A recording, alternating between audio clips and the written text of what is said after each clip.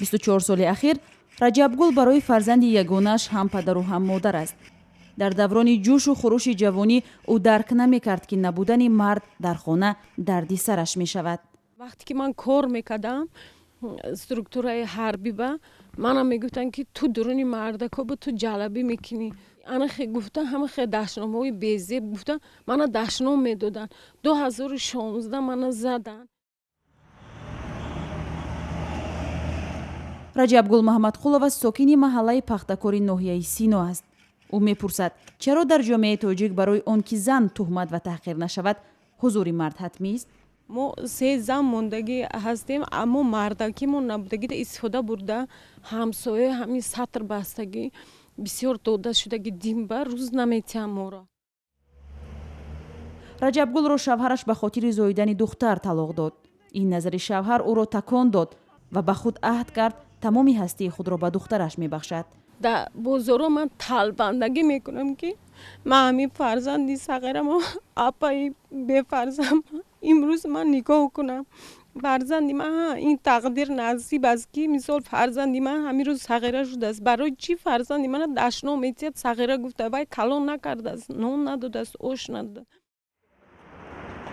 як пажӯҳиши ахири созмони ҷаҳонии International Alert ҳам таҳти унвони зиндагии шоиста дар 2 минтақаи Тоҷикистон Суғду Хатлон муайян кардааст ки аксар занони ҷудошуда ва фарзандони онҳо гурӯҳи хеле осебпазиранд, зеро занҳои танҳо зери маломати ҷомеа қарор мегиранд.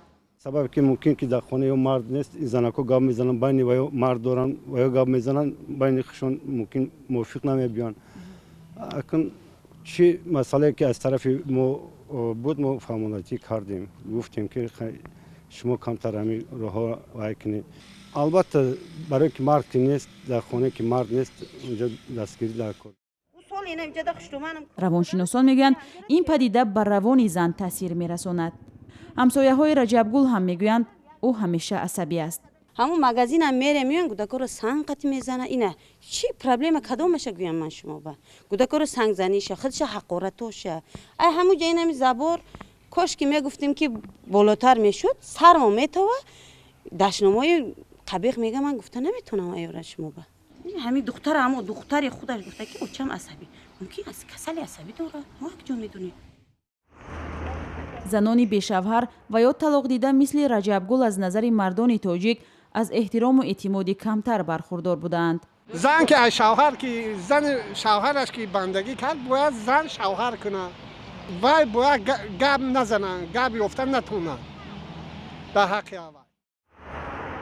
худи бонувон мегӯянд мавқеи иҷтимоии зан метавонад ба хушбахтиву обрӯи вай афзояд ва баръакс халали ҷиддӣ ворид кунад.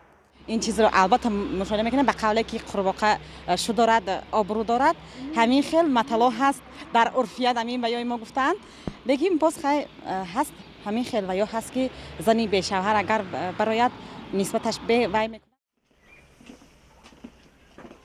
بدون مرد تمام عمر زیستن نه تنها خودی زن را به مشکل فراوانی روانی و اجتماعی گرفتار میکند بلکه فرزندانی این گروهی زنان هم از جای خالی بوده مرد در کنار مادرشان اذیت میکشند.